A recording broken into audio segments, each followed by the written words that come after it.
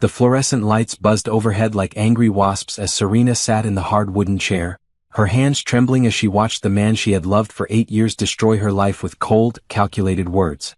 James stood at the plaintiff's table in his expensive navy suit, the one she had bought him for their anniversary, pointing an accusing finger at her while his lawyer painted her as a thief, a liar, and a woman who had contributed nothing to their success.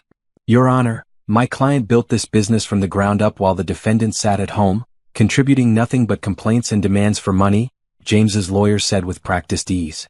Mrs. Carter has no legal claim to assets she never helped create. In fact, we have evidence she embezzled funds and damaged the company's reputation through her erratic behavior. Serena's stomach dropped as she heard her own husband, the man she had sacrificed everything for, nod in agreement. The same man who used to hold her close and whisper how grateful he was for her support now wouldn't even look in her direction. 8 years of marriage, 8 years of building something together, and this was how it ended.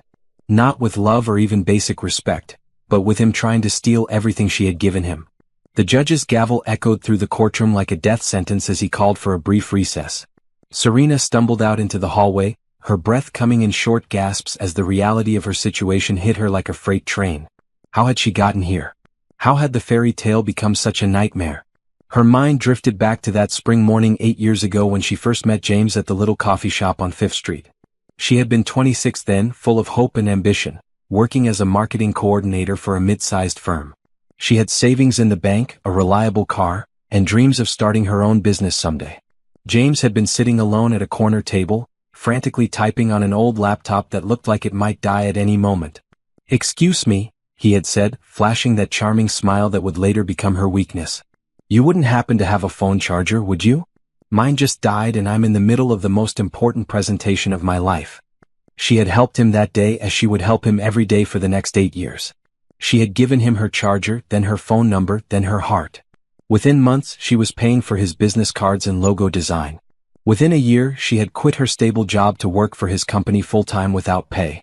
Within 3 years, she had invested her entire inheritance, every penny her grandmother had left her, into expanding his dream. And now here she was, watching him try to take even that away from her. "Mrs. Carter?" Her lawyer, Lisa Chin, appeared at her elbow with a concerned expression. "Are you all right? I know this is difficult, but we need to stay focused. His accusations are completely baseless and we have the evidence to prove it." Serena nodded, wiping away tears she didn't remember shedding. "I just don't understand how he can sit there and lie like that. He knows what I did for him. He knows what I sacrificed." "Men like James only remember what serves them," Lisa said grimly. "But the truth has a way of coming out. We just need to make sure the judge hears it."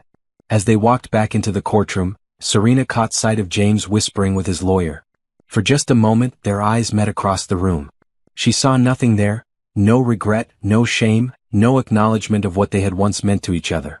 Just cold calculation and the confidence of a man who thought he had already won. But Serena had learned something important during those 8 years of marriage. She had learned that sometimes the people you love most are the ones who hurt you deepest.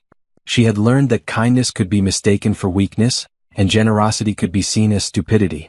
Most importantly, she had learned that when someone shows you who they really are, you should believe them. James had just shown her exactly who he was, and she was finally ready to believe it. The bailiff called the court back to order and Serena straightened her shoulders. She had built one business from nothing. She could certainly destroy the man who was trying to steal it from her. This wasn't just about money or property anymore. This was about justice. And Serena intended to get every bit of it.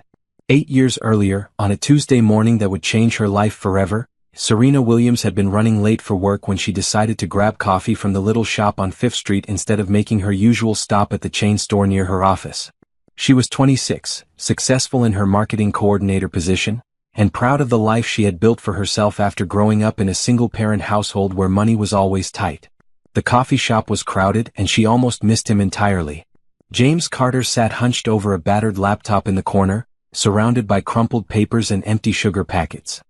His hair was disheveled, his clothes wrinkled, and he had the desperate look of a man fighting against time itself. "Excuse me," he said, looking up as she passed his table. "I hate to bother you, but my laptop is dying and I don't have a charger. You wouldn't happen to have one, would you? I'm supposed to present my business plan to investors in 2 hours, and if I can't finish this presentation..." His voice trailed off, but Serena could hear the panic underneath his polite request. She looked at his laptop, an ancient Dell that probably belonged in a museum, and then at his face. There was something appealing about his vulnerability, something that made her want to help. "I have one in my car," she heard herself saying. "Let me go get it." 20 minutes later, she was sitting across from him, watching him frantically type while explaining his business idea between gulps of coffee. James wanted to start a home renovation company that specialized in eco-friendly materials and sustainable practices. It was a good idea, she realized, especially with more people becoming environmentally conscious. "The problem is capital," he admitted, finally looking up from his screen. "I have the knowledge and the passion, but I don't have the money to get started. No credit, no collateral, no family to loan me anything. Just this presentation and a prayer." "What about small business loans?" Serena asked. James laughed bitterly. "Have you seen my credit score? Let's just say it's not loan-friendly. I made some mistakes in college and I'm still paying for them." Something about his honesty touched her. Here was a man with a dream but no way to achieve it, asking for nothing but a laptop charger. She found herself genuinely interested in his plans, asking questions about his target market and pricing strategy. Her marketing background kicked in, and she started suggesting ways he could reach potential customers. "You really think this could work?" he asked, his eyes lighting up with hope. "I think it could be huge," she said honestly. "Green renovation is the future. You just need to position yourself right." They talked for another hour, long past the time when Serena should have been at work. James was charming and passionate, painting pictures of the company he wanted to build and the difference he wanted to make. When he asked for her number so he could update her on how the presentation went, she gave it to him without hesitation. That evening he called to tell her the investors had passed. "They said the idea was good but I didn't have enough experience or capital to make it work," he said, his voice heavy with disappointment. "I'm sorry," Serena said, and she meant it. "But this doesn't have to be the end. There are other ways to start a business." "Like what?" "I literally have $300 in my checking account." "You start small," she said. "You do one project at a time. You build a reputation. You don't need investors to hang drywall or install energy-efficient windows. But I need tools, materials, insurance, a business license." "How much would that cost?" There was a pause. "Maybe $5,000 to get started properly. But that might as well be $5 million for all the chance I have of getting it." Serena looked at her bank statement, which she had been reviewing when he called. She had $8,000 in savings. Money she had been putting away for a down payment on a condo. It wasn't a fortune, but it was enough to help someone get started. "What if I helped?" she heard herself saying. "What do you mean?" "I mean, what if I invested in your company? $5,000 for a percentage of the business." The silence stretched so long she wondered if the call had dropped. "Serena, I can't ask you to do that. We barely know each other." "You're not asking. I'm offering. I believe in your idea and I think you can make it work. Consider it a business investment." What she didn't say was that she also believed in him. There was something about his passion and determination that reminded her of herself when she had first started climbing the corporate ladder. She knew what it felt like to have big dreams and no way to achieve them. 2 weeks later, they met at the courthouse to file the paperwork for Carter Home Solutions. Serena had written him a check for $5,000, and he had promised to make her a partner once the business was profitable. It seemed like a fair deal at the time. "I won't let you down," he said as they walked out of the building, holding the official paperwork that made his dream a reality. "I'm going to work harder than anyone to make this succeed." "I know you will," she said, and she meant it. Looking back now, sitting in that cold courtroom 8 years later, Serena realized that had been the first of many promises James would break. But at the time, watching him hold those papers with tears in his eyes, she had felt like she was part of something important. She had felt like she was helping to build something that would last. She had been right about building something. She just hadn't realized she would be the one doing all the building while he took all the credit. Within 6 months of starting Carter Home Solutions, Serena's life had completely changed, though she didn't realize how much until it was too late to go back. What had started as a simple investment had become a full-time obsession, and she found herself working longer hours for James's company than she did for her own job. "I need you," James had said during one of their evening phone calls. "This is bigger than I thought it would be.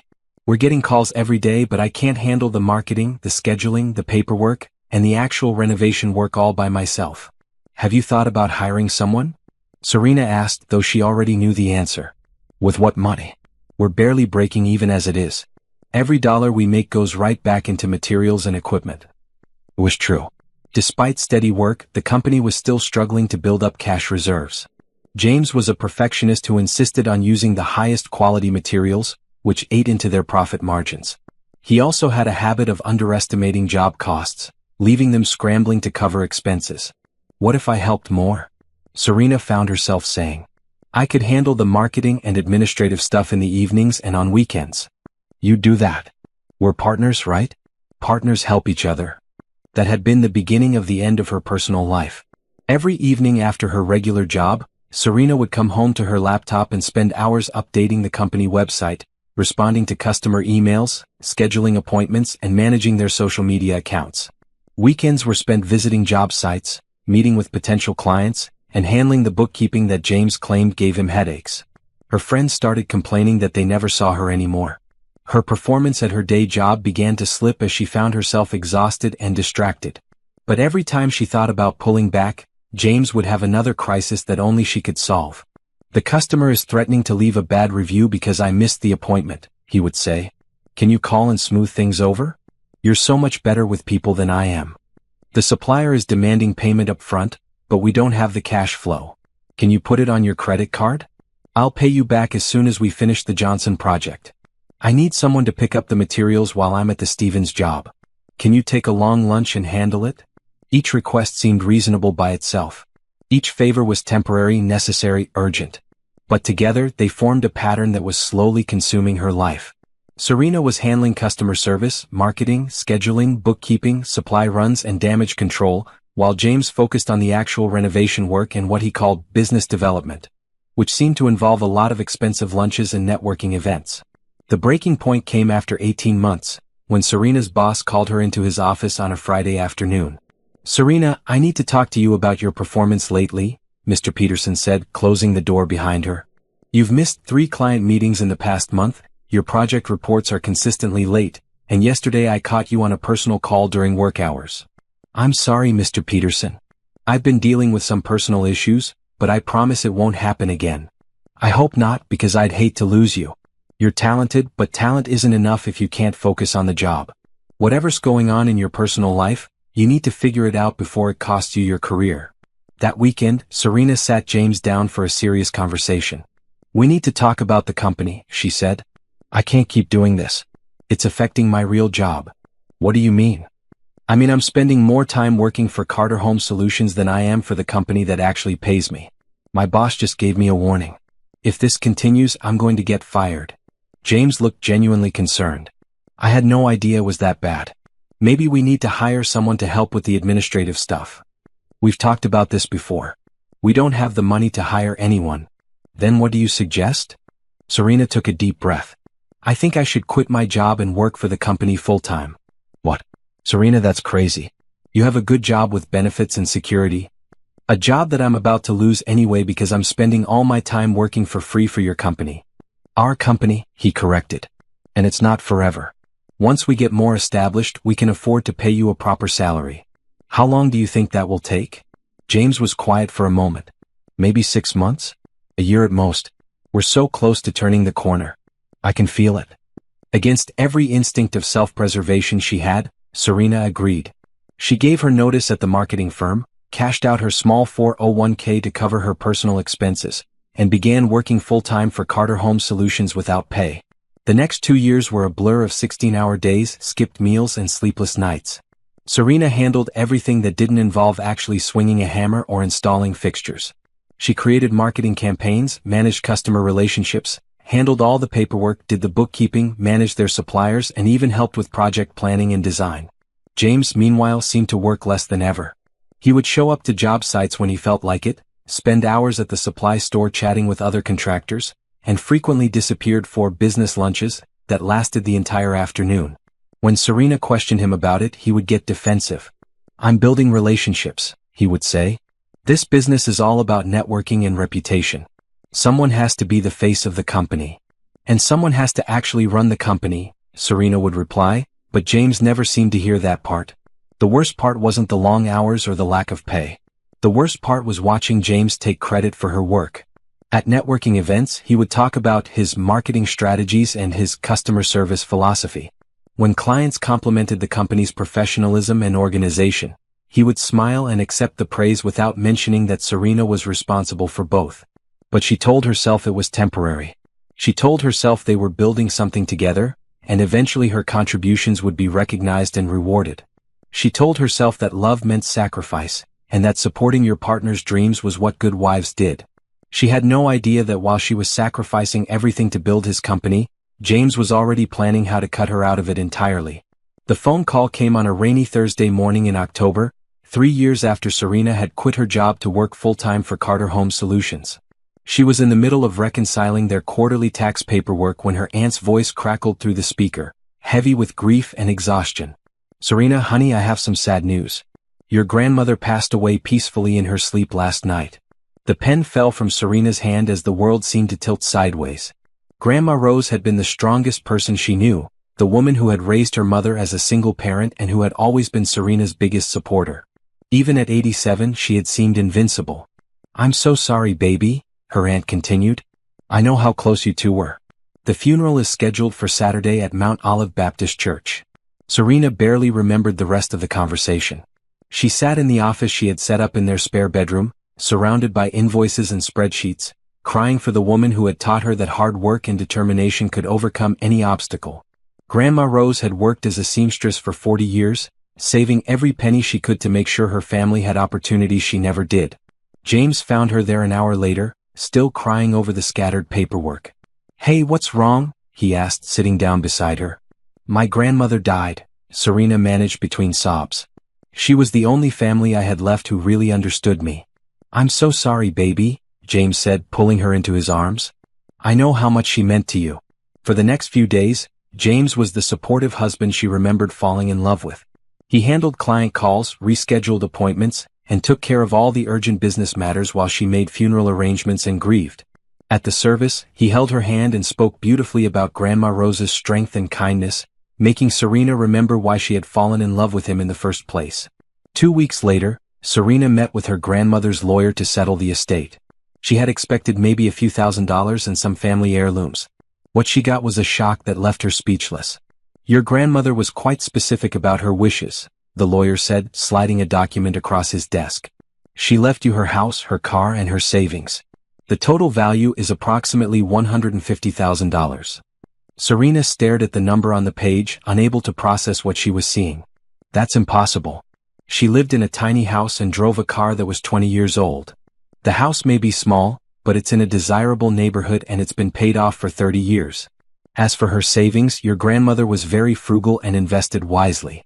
She also had a life insurance policy that named you as the beneficiary." That evening, Serena sat at the kitchen table with the inheritance paperwork spread in front of her, trying to decide what to do with this unexpected windfall. She could buy a house of her own, finally moving out of the cramped apartment she and James had been sharing. She could invest the money for retirement or go back to school or even start her own business. "This changes everything," she said when James got home from a job site. "We could finally have some financial security." James looked at the papers, his eyes widening when he saw the numbers. "Wow. Your grandmother was sitting on a gold mine." "I'm thinking about buying a house," Serena said. "Something with enough space for a proper home office and maybe room to expand if we ever have kids." "That's a great idea," James said, but she could see the wheels turning in his head. Although what? "Well, I was thinking. We have this amazing opportunity with the business right now. The Riverside Development Project wants us to bid on renovating their entire complex, 12 luxury condos. It would be our biggest project ever, but we'd need to expand significantly to handle it." Serena felt a familiar sinking feeling in her stomach. "What are you saying?" "I'm saying this inheritance could be the investment that takes Carter Home Solutions to the next level. Instead of us scraping by month to month, we could hire a full crew, buy professional equipment, maybe even get a proper office space." "James, this is my inheritance. This is money my grandmother saved her entire life." "I know, and I'm not asking you to just give it to me. I'm talking about a real investment in our future. If we use this money to expand the business, we could be millionaires within 5 years. And if the business fails? It won't fail. Not with this kind of capital behind it. Serena, we've been struggling because we never had enough startup money. This would change everything." Serena looked at the paperwork again, thinking about her grandmother's tiny house and her 20-year-old car and her carefully darned stockings. Grandma Rose had sacrificed for decades to save this money, probably dreaming of the security it would provide for her granddaughter. "I need to think about it," she said. For the next week, James launched a campaign that would have impressed a politician. He brought home flowers and her favorite takeout. He showed her detailed business plans and projected earnings. He painted pictures of the life they could have once the company was successful. A beautiful house, luxury vacations, financial freedom. "Your grandmother would want you to use this money to build something lasting," he said one evening as they walked through the affluent neighborhood where their dream house would be. She was an entrepreneur herself in her own way. She'd understand that sometimes you have to risk everything to achieve greatness. The argument that finally convinced her was simpler and more personal. "Serena, we've been partners in this business for 3 years. You've worked just as hard as I have, maybe harder.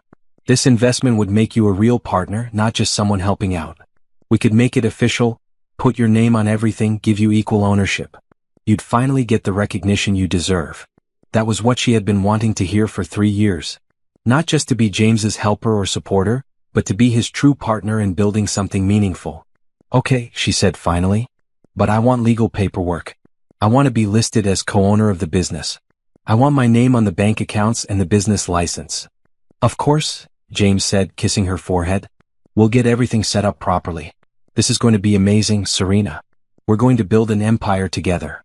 The next day, Serena transferred $150,000 from her inheritance into the Carter Home Solutions business account. Within a month, they had rented office space, hired 3 full-time employees, purchased professional equipment, and put down deposits on the Riverside Development Project. "We'll get the partnership paperwork done next week," James promised when she asked about making her ownership official. "I want to focus on getting these new projects started first." Next week became next month, and next month became as soon as things settled down. Every time Serena brought up the legal paperwork, James had a reason why it wasn't the right time. There was always a crisis to handle, a deadline to meet, a client to satisfy. But the business was booming. Within 6 months, they had completed the Riverside project to rave reviews.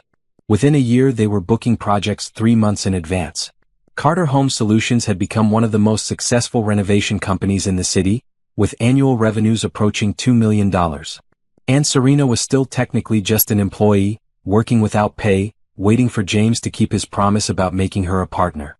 She should have trusted her first instinct and bought the house. By their 5th year in business, Carter Home Solutions had become everything James had promised it would be. They employed 15 full-time workers, had a waiting list of clients, and had been featured in 3 local magazines as one of the city's premier renovation companies. The company that had started with Serena's $5,000 investment and grown with her grandmother's inheritance now generated over $3 million in annual revenue. Serena should have been proud of what they had built together. Instead, she found herself increasingly frustrated and isolated as James seemed to take more credit and give her less respect with each passing month. The Carter Home Solutions team is led by visionary entrepreneur James Carter, read the magazine article that had been published the previous week. There was a full-page photo of James in his expensive suit, standing in front of their latest project, a luxury kitchen renovation that Serena had designed and managed from start to finish. Her name appeared once in the article, in a brief paragraph that described her as operations manager. "Operations manager?" she had said when James showed her the article. "I'm not the operations manager. I'm supposed to be your partner." "You are my partner," James had replied, but his tone was dismissive. "But we can't confuse clients with complicated ownership structures. It's simpler if they see me as the CEO and you as the operations manager." "Simpler for who?" "For everyone. Look, Serena, I know you're frustrated, but we agreed to wait until the right time to make the ownership official. We're in the middle of our biggest expansion yet. Once we get the new warehouse set up and hire the additional staff, we can sit down with lawyers and get everything sorted out." It was the same promise he had been making for 2 years, always with a different excuse for why now wasn't the right time. Meanwhile, James's lifestyle had changed dramatically. He drove a new BMW, wore custom suits, and had started traveling frequently for what he called business development opportunities. These trips were always to luxury destinations, Miami, Las Vegas, Los Angeles, and they always seemed to involve more golf and fine dining than actual business. When Serena questioned the expenses, James would get defensive. "I'm building the brand," he would say. "These networking events are crucial for our long-term growth. You wouldn't understand because you're always buried in spreadsheets, but business development requires a certain image." What Serena did understand was that while James was building his image, She was working 16-hour days to keep the company running. She managed all client relationships, oversaw project timelines, handled hiring and firing, managed the books, and dealt with every crisis that arose. James would show up to job sites when photographers were coming or when important clients wanted to meet the CEO, but the day-to-day work of running the business fell entirely on her shoulders. The breaking point came on a Tuesday afternoon in March, when Serena was reviewing the company credit card statements and noticed a pattern of charges that didn't make sense. Expensive dinners at romantic restaurants when James was supposedly in solo business meetings. Hotel rooms upgraded to luxury suites. Charges at jewelry stores and lingerie boutiques. Her hands shook as she printed out the statements and spread them across her desk. 6 months of charges that told a story she didn't want to believe. James wasn't just traveling for business. He was traveling with someone else. That evening, she confronted him as soon as he walked through the door of their apartment. "We need to talk," she said, holding up the credit card statements. "About these charges." James glanced at the papers and his face went carefully blank. "What about them?" "The dinner for two at Le Bernardin when you said you were in a solo meeting with investors. The couple's massage at the spa in Miami. The charges at Victoria's Secret when you were supposedly at a construction conference." "Serena, you're being paranoid." "Am I?" "Then explain these charges." James was quiet for a long moment, and Serena could see him calculating his response. When he finally spoke, his voice was cold in a way she had never heard before. "Fine. You want the truth? I've been seeing someone. Her name is Crystal, and she's been helping me with client development." The words hit Serena like a physical blow. "Helping you with client development?" "She's the receptionist, James. She's 23 years old. She's smart and ambitious, which is more than I can say for some people lately." "More than you can say about your wife, you mean?" "I mean more than I can say about someone who spends all her time complaining and keeping track of every penny I spend instead of supporting the success we've built." "The success we've built?" "James, I built this company. I invested my inheritance, I work 16 hours a day, I manage everything while you play golf and take your girlfriend on vacation." "You invested money, Serena. That's not the same as building a company. I'm the one with the vision, the one with the relationships, the one who takes the risks. You just follow orders and balance books." The casual cruelty of his words left her speechless. This was the man she had loved for 8 years, the man she had sacrificed everything to support, the man who had once held her while she cried over her grandmother's death. And now he was looking at her like she was nothing more than an annoying employee. "I want her gone," Serena said quietly. "If you want to save this marriage, Crystal needs to be fired immediately." James laughed, but there was no humor in it. "You're in no position to make demands, Serena. Crystal is a valuable employee and she's not going anywhere." "Then I'm going to a lawyer." "Go ahead. You'll find out pretty quickly that you don't have as much leverage as you think you do." That night, James didn't come home. Serena sat in their apartment, surrounded by the evidence of his betrayal, and realized that her marriage had been over for a long time. She just hadn't wanted to see it. The next morning, she called a lawyer. 2 weeks later, James served her with divorce papers. The process server arrived at 7:30 a.m. on a Thursday morning, just as Serena was getting ready to leave for another day of managing the company that James was now claiming she had no right to. She opened the door expecting a delivery, maybe supplies for one of their current projects. Instead, she found herself staring at a manila envelope that would change her life forever. "Serena Carter?" the young man asked, checking his clipboard. "Yes. You've been served. Have a good day, ma'am." Serena stood in her doorway, holding the envelope as the server walked away. Her hands trembled as she tore it open, revealing a thick stack of legal documents. The first page made her knees weak. Petition for dissolution of marriage followed by Carter versus Carter, in bold black letters. But that wasn't the worst part. As she flipped through the pages, she discovered that James wasn't just divorcing her. He was also suing her. The allegations were breathtaking in their cruelty and creativity. According to the lawsuit, Serena had embezzled money from Carter Home Solutions, damaged the company's reputation through erratic and unprofessional behavior, and breached her fiduciary duty as an employee. The documents claimed she had no legal ownership in the business and that her alleged contributions were greatly exaggerated. James was asking the court to award him sole ownership of the company, their shared assets, and monetary damages for the harm she had supposedly caused to his business. He was also requesting a restraining order that would prevent her from interfering with company operations or contacting employees.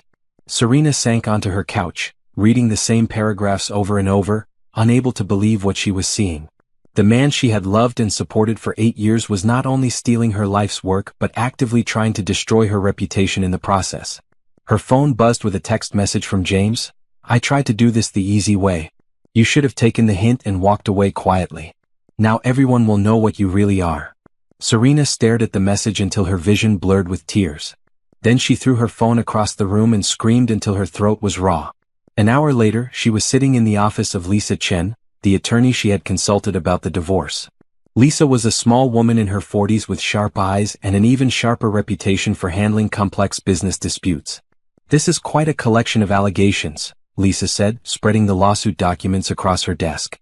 "Your husband's attorney has been very thorough in their character assassination." "None of it's true," Serena said. "I never embezzled anything.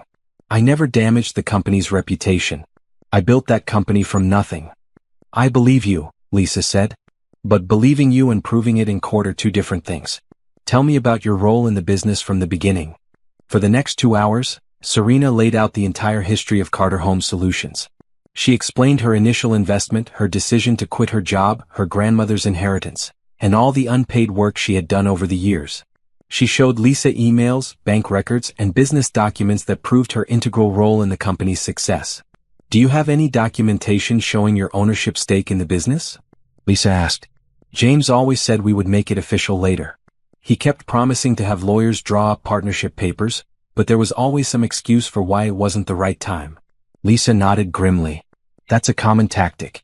Keep the real partner in limbo with promises while building a case that they were just an employee. So I have no legal claim to the business I built?" "I didn't say that.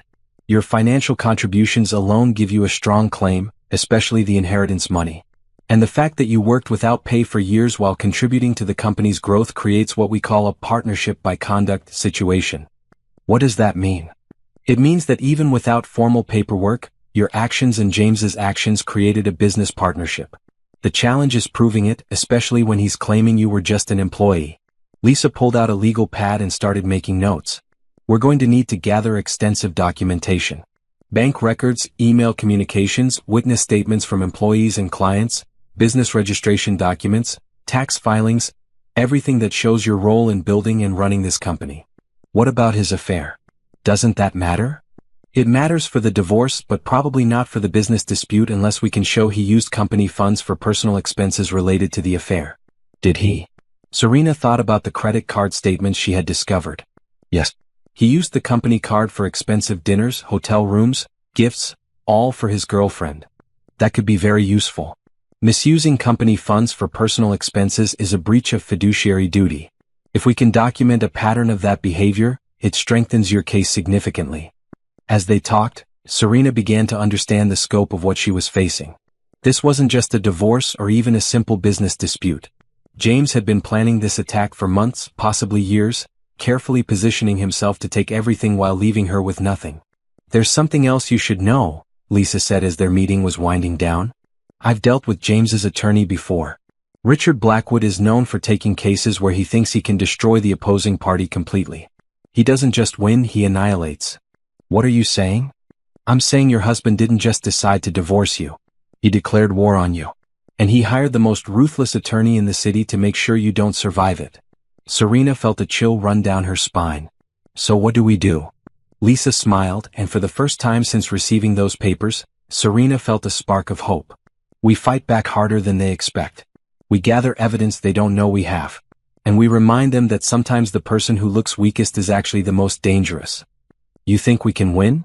"Serena, you built a multi-million-dollar company from a $5,000 investment while your husband was playing golf and cheating on you. If anyone can win this fight, it's you." As Serena left the lawyer's office that afternoon, she realized something important had changed. For 8 years she had been the supportive wife, the understanding partner, the woman who put everyone else's needs before her own. She had been kind when she should have been firm, generous when she should have been cautious, and trusting when she should have been suspicious. But that woman was gone. In her place was someone harder, smarter, and infinitely more dangerous. James had spent years underestimating her, treating her like a subordinate instead of a partner. He was about to learn exactly how big a mistake that had been. The war room Lisa Chen set up in her law office looked like something out of a crime drama.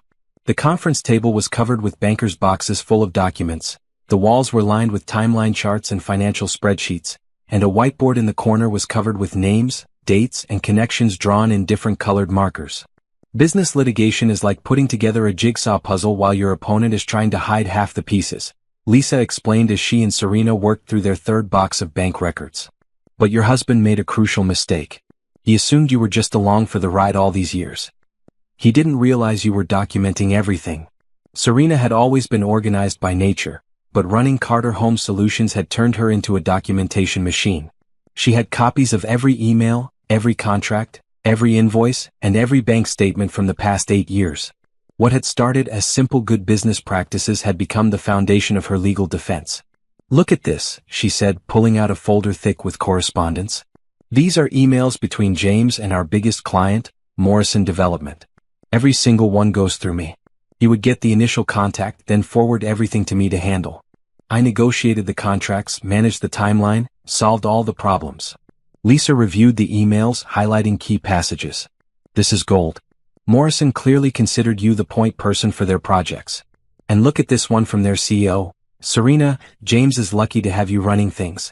You're the most professional project manager we've ever worked with. James always said I was just supporting him, but the clients saw something different. Clients usually know who's really running the show. We need to interview Morrison and your other major clients. Their testimony about your role could be crucial." While Lisa worked on building their case, Serena found herself discovering things about her own company that she had never realized. The financial records told a story of a business that had grown steadily under her management while James's personal spending had grown exponentially. "Your husband has been treating the company like his personal piggy bank," Lisa said, reviewing the credit card statements. "Look at this pattern over the past 2 years. Company card charges at expensive restaurants, luxury hotels, jewelry stores, spa treatments, all during his business trips with Crystal. How much are we talking about?" Lisa pulled out her calculator and started adding figures. Conservatively, about $80,000 in clearly personal expenses over the past 2 years. And that's just what's obvious from the credit card statements. $80,000? That's embezzlement, Serena. He's accusing you of stealing from the company while he was actually doing it himself. The irony would be funny if it weren't so infuriating. As they dug deeper into the financial records, they discovered something even more disturbing. James had been quietly moving money out of the business and into personal accounts that Serena didn't have access to. "This transfer here," Lisa said, pointing to a bank statement from 3 months earlier. $50,000 moved from the business operating account to an account I can't identify. Do you know anything about this?" "No. James always said he was handling the banking and that I should focus on operations. We need to find out where this money went. If he's been hiding assets in preparation for the divorce, that's a serious problem." Lisa called in a forensic accountant named David Park, a quiet man in his 50s who specialized in tracking hidden assets in divorce cases. Within a week, he had uncovered a web of financial moves that painted a clear picture of James's planning. "Your husband has been very busy," David reported to Serena and Lisa. "He's opened 3 new bank accounts, purchased a condo in Miami that's not in his name, and invested in several business ventures that he hasn't disclosed. The total value of hidden assets appears to be around $400,000. $400,000? Serena felt sick. That's company money. "It gets worse," David continued. "I found evidence that he's been planning to declare the company bankrupt and then restart it under a new name with Crystal as his partner. He's been moving the best clients to a shell company he set up 6 months ago." Lisa slammed her hand on the table. "That's fraudulent transfer. He's trying to steal the entire business and leave you holding an empty shell." The full scope of James's betrayal was breathtaking. This wasn't just a divorce or even a business dispute. It was a carefully orchestrated plan to steal everything Serena had built while destroying her reputation in the process. "What can we do?" Serena asked. "We can stop him," Lisa said grimly. "But we need to move fast. If he succeeds in transferring all the assets, it will be much harder to recover them." Over the next 2 weeks, Lisa and her team worked around the clock to prepare their counterattack. They filed emergency motions to freeze all business assets, prevent James from transferring any more money, and stop him from interfering with company operations. They also filed their own lawsuit, accusing James of embezzlement, breach of fiduciary duty, and fraudulent transfer of assets. The morning they served James with their papers was the first time Serena had felt truly powerful in years. She imagined him opening that envelope, reading their allegations, and realizing that his carefully laid plans were falling apart. Her phone rang 30 minutes after the process server left James's office. "You have no idea what you just started." James's voice was cold with fury. "Actually, you started this when you decided to steal my life's work," Serena replied calmly. "I'm just finishing it." "You think you can win this? You think anyone will believe that you built this company? You were nothing when I met you, and you'll be nothing when this is over. We'll see about that. I have the best lawyer money can buy, and I have resources you can't even imagine. You're going to lose everything, and then you're going to wish you had just walked away quietly." "James, there's something you should know about me after all these years," Serena said. "I don't walk away from fights. Especially when I know I'm right." She hung up and immediately called Lisa. "He's going to escalate," she told her attorney. "This is going to get ugly." "Good," Lisa said. "I was hoping he would. Angry people make mistakes, and we need him to make as many mistakes as possible." That evening, Serena sat in her apartment, the same apartment where she had cried over the divorce papers just a month earlier, and realized how much she had changed. The woman who had spent 8 years supporting someone else's dreams was gone. In her place was someone who was finally ready to fight for her own. James had made one crucial miscalculation. He thought that because he had treated her like an employee, she would act like one when challenged. He expected her to be intimidated by his threats and overwhelmed by his resources. He had forgotten that she was the woman who had built his empire while he was playing golf. And if she could build one empire, she could certainly destroy the man who had tried to steal it from her. The breakthrough came from an unexpected source. Crystal Martinez, the 23-year-old receptionist who had been James's affair partner and supposed business development assistant, walked into Lisa Chen's office on a Tuesday morning looking nervous and carrying a box of documents. "I need to talk to someone about James Carter," she said to the receptionist. "I think I made a big mistake." An hour later, Crystal was sitting across from Serena and Lisa, tears streaming down her face as she confessed to her role in James's scheme. "I'm so sorry," she said, looking directly at Serena. "I didn't know how much you had done for the company. James told me you were just an employee who was trying to take credit for his work." "What changed your mind?" Lisa asked.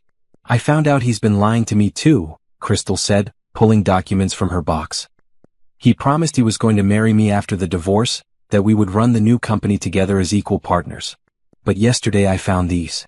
She handed over a thick folder of legal documents. Lisa's eyebrows rose as she reviewed them. "What am I looking at?" Serena asked.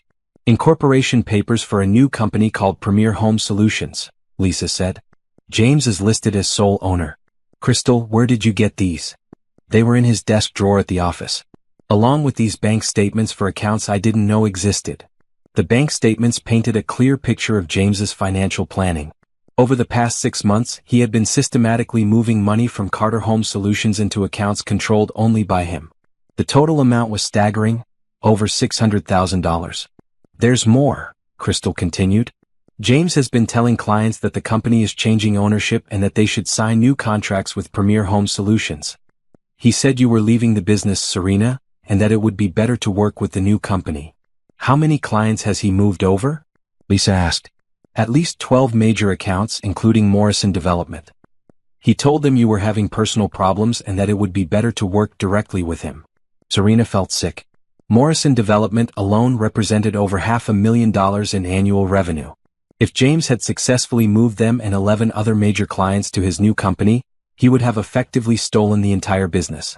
"Why are you telling us this?" Serena asked. Crystal looked embarrassed. "Because I realized I was being used just like you were. James doesn't care about me any more than he cared about you. He just wanted someone he could control while he stole everything." "What made you realize that?" "I overheard him on a phone call yesterday with his lawyer. He was laughing about how easy it had been to manipulate both of us. He said you were too trusting and I was too young and stupid to see what he was really doing." The betrayal in Crystal's voice was real, and Serena found herself feeling sorry for the young woman despite everything that had happened. "Will you testify about what you saw and heard?" Lisa asked. "Yes. I have copies of emails, financial records, client correspondence, everything. I was supposed to destroy them, but something told me to keep copies." Over the next few hours, Crystal provided a detailed account of James's activities over the past 6 months. She had been present for phone calls where he had lied to clients about Serena's role in the company. She had seen him forge Serena's signature on documents. She had even been asked to help him create fake emails that would make it look like Serena had been embezzling money. "He's been planning this for a long time," Crystal said. "He told me that women like you always think they deserve more than they earn, and that the only way to deal with that kind of entitlement was to cut it off at the source." "Cut it off at the source?" Serena repeated. "He said he was going to make sure you never worked in this industry again. He was planning to spread rumors about your professional conduct, maybe even file criminal charges for embezzlement." Lisa and Serena exchanged looks. James wasn't just trying to steal the business. He was trying to destroy Serena's entire professional reputation. "There's something else," Crystal said, pulling out her phone. "I recorded some of our conversations. I was starting to get suspicious and I wanted to protect myself." She played several audio recordings of James discussing his plans. In one, he bragged about how easy it had been to convince Serena to invest her inheritance. In another, he laughed about her working without pay for years while he built relationships with other women. The most damaging recording was a conversation where he explicitly discussed his plan to bankrupt Carter Home Solutions and move all the assets to his new company. "This is incredible," Lisa said. "These recordings prove conspiracy, fraud, and criminal intent. Crystal, you may have just saved Serena's entire case." By the end of the day, they had enough evidence to not only defend against James's allegations but to file serious criminal charges against him. The forensic accountant had traced the hidden assets, Crystal had provided insider testimony about his fraud, and the audio recordings proved his intent to destroy Serena. "What happens now?" Serena asked as they prepared to leave Lisa's office. "Now we go on the offensive," Lisa said. "Tomorrow morning, we're filing amended complaints that include criminal fraud charges. We're also requesting emergency injunctions to stop him from operating Premier Home Solutions and to freeze all his personal assets." "Will it work?" "Serena, 3 weeks ago your husband thought he had you cornered. He had the better lawyer, more resources, and what he thought was a foolproof plan. But he made one critical mistake." "What's that?" "He assumed that everyone around him was as dishonest as he is. He never considered that Crystal might develop a conscience, or that his own employees might be loyal to you instead of him." As Serena drove home that evening, she realized that the scared, betrayed woman who had received those divorce papers 6 weeks earlier was gone forever. In her place was someone harder and smarter. Someone who had learned that the best way to deal with a bully was to hit back twice as hard. James had taught her an important lesson about trust and betrayal. Now she was about to teach him an equally important lesson about the consequences of underestimating the woman who had built his empire. The war was far from over, but for the first time since this nightmare began, Serena knew she was going to win. The courtroom was packed on the morning of the final hearing. Word had spread through the local business community about the Carter case, and everyone wanted to see how the battle between the successful contractor and his wronged wife would end. Serena sat at the plaintiff's table with Lisa Chin, surrounded by boxes of evidence that told the story of 8 years of building, supporting, and ultimately being betrayed.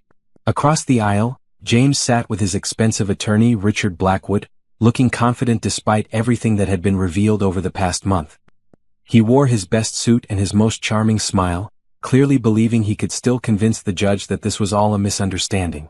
Judge Patricia Reynolds entered the courtroom with a stern expression that suggested she had already reviewed the extensive pretrial filings. She was known for her no-nonsense approach to complex business disputes and her particular dislike of anyone who tried to manipulate the legal system. "This case has generated quite a bit of paperwork," Judge Reynolds said as she settled at the bench. "Before we begin, I want to make it clear that I've reviewed all the filings, exhibits, and depositions. This hearing is to determine the facts and render judgment on the claims and counterclaims." Lisa stood first to present Serena's case. "Your Honor, this is a story about a woman who spent 8 years building a business while her husband took all the credit and planned to steal everything she had created. The evidence will show that James Carter systematically embezzled from his own company, committed fraud against clients, and attempted to destroy his wife's livelihood out of pure greed." She walked the judge through Serena's initial investment, her decision to quit her job and work without pay, the inheritance money that had funded the company's expansion, and the years of unpaid labor that had built Carter Home Solutions into a multi-million-dollar enterprise. "Mrs. Carter didn't just invest money, Your Honor. She invested her life. While her husband was playing golf and having affairs, she was working 16-hour days to keep their business running." Lisa presented the financial records that showed James's personal spending from company accounts, the hidden assets he had tried to conceal, and the shell company he had created to steal clients. She played portions of the audio recordings where James discussed his fraudulent plans, and she presented testimony from Crystal Martinez about his scheme to destroy Serena's reputation. The defendant didn't just commit adultery, Your Honor. He committed theft on a massive scale while trying to convince this court that the victim was the criminal. When Richard Blackwood stood to present James's defense, it was clear he was fighting an uphill battle. The evidence against his client was overwhelming, and the best he could do was try to minimize the damage. Your Honor, while my client admits to some personal indiscretions, the business was his vision and his creation. Mrs. Carter was a supportive spouse, but the idea that she was an equal partner in building this company is simply not supported by the facts. But the facts were exactly what supported Serena's case. When Blackwood tried to argue that her financial contributions were just loans, Lisa presented documents showing they were investments in exchange for partnership promises. When he claimed she was just an employee, Lisa presented client testimonials praising her leadership and expertise. The most damaging moment for James came when Judge Reynolds asked him directly about the audio recordings. Mr. Carter, I've listened to recordings where you discuss plans to bankrupt your company and steal clients for a new business. How do you explain that? Your Honor, those conversations were taken out of context.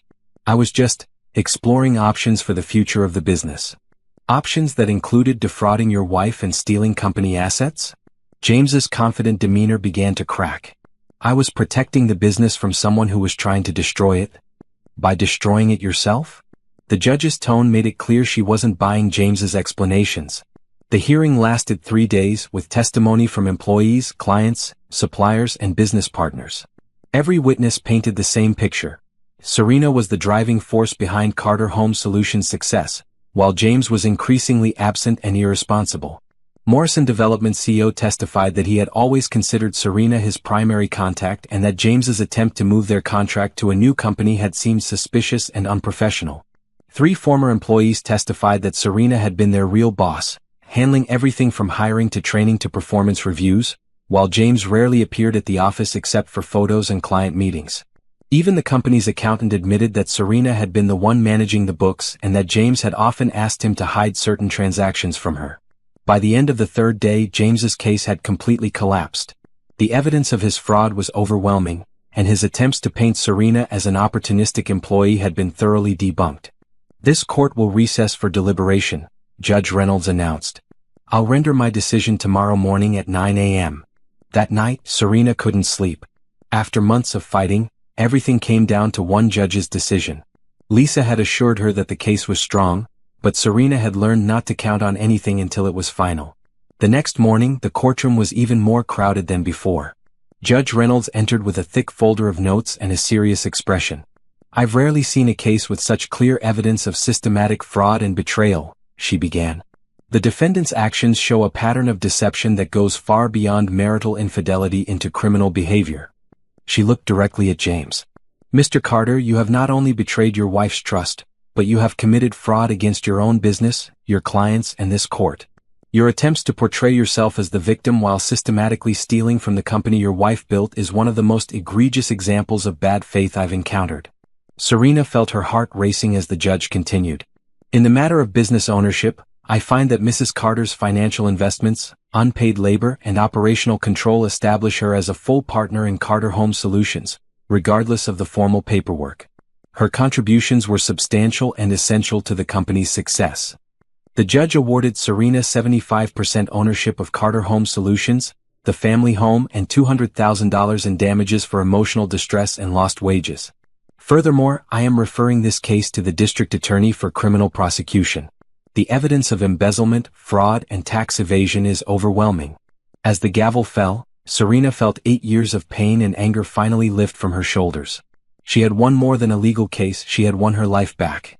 James sat stunned in his chair as the full weight of his situation became clear. He would face criminal charges, lose most of his assets, and have his professional reputation destroyed.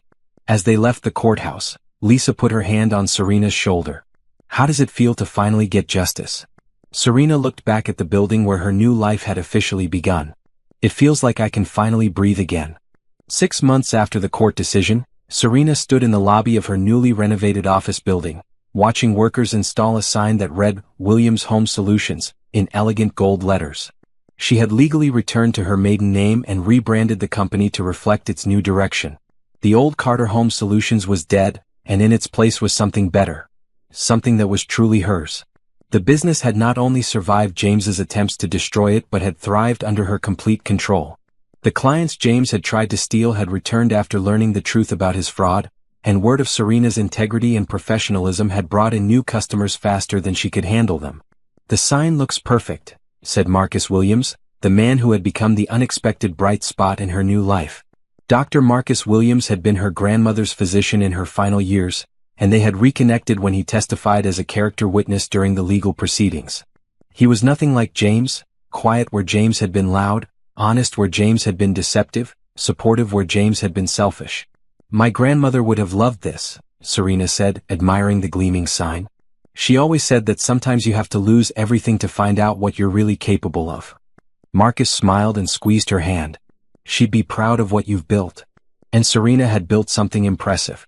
Williams Home Solutions now employed 25 people, had a 6-month waiting list for projects, and had been featured in Architectural Digest as one of the country's most innovative renovation companies. The business that had started with her $5,000 investment was now worth over $5 million, and every penny of it belonged to her. The criminal case against James had concluded the previous month with a plea deal that sent him to federal prison for 3 years on charges of embezzlement, tax evasion, and wire fraud. His assets had been seized to pay restitution, and his professional reputation was completely destroyed. Crystal had testified against him in exchange for immunity, though she had moved back to her hometown in Arizona to start over. "Have you heard anything about how he's adjusting to prison life?" Marcus asked as they walked through the showroom Serena had created to display the company's work. "His lawyer says he's having a difficult time," Serena replied. "Apparently the other inmates don't have much respect for men who steal from their wives." She didn't feel sorry for James anymore. That emotion had burned out during the long months of legal battles and discovering the full extent of his betrayal. Now she felt something cleaner and more powerful. The satisfaction of knowing that justice had been served. The company Christmas party that evening was held in the same conference room where James had once bragged about his networking skills and business development expertise. Now it was filled with employees who genuinely respected Serena and were proud to work for a company that treated them fairly and honestly. "I want to thank all of you for sticking with us during the transition," Serena said, raising her glass of champagne to toast her team. "This year has been challenging, but it's also shown me what we can accomplish when we work together with trust and respect." Her lead project manager, Sophia, stood up to respond.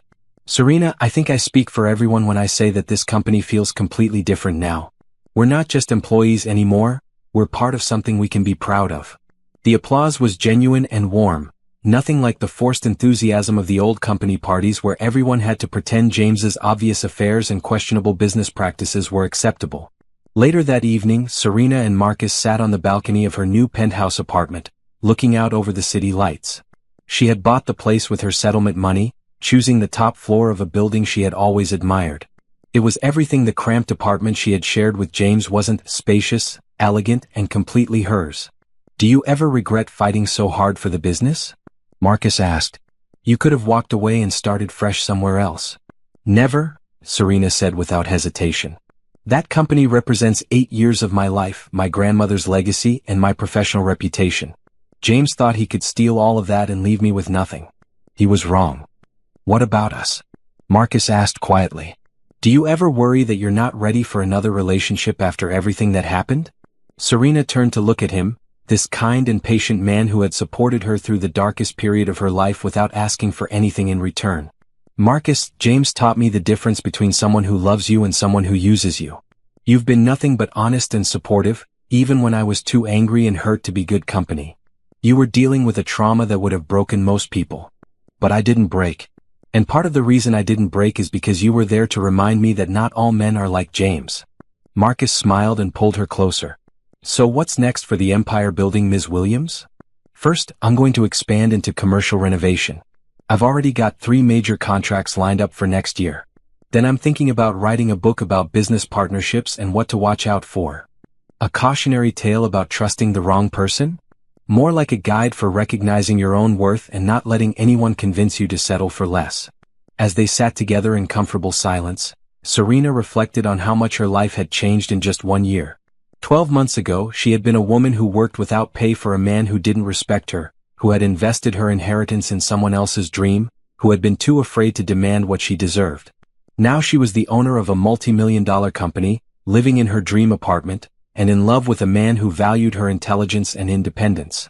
She had learned that revenge wasn't about destroying your enemies, it was about building something so successful that their attempts to harm you became irrelevant. Her phone buzzed with a text message from Lisa Chin. Saw the Architectural Digest article. Your grandmother would be so proud. You didn't just get justice, you got the life you always deserved. Serena smiled and put her phone away. Lisa was right. This wasn't just about beating James in court or recovering what he had stolen. This was about finally becoming the woman she was meant to be, successful, independent, and surrounded by people who valued her for who she was rather than what she could do for them. James had tried to take everything from her, but in the end, he had given her the greatest gift of all, the knowledge that she was strong enough to rebuild her life on her own terms. And what a beautiful life it was turning out to be.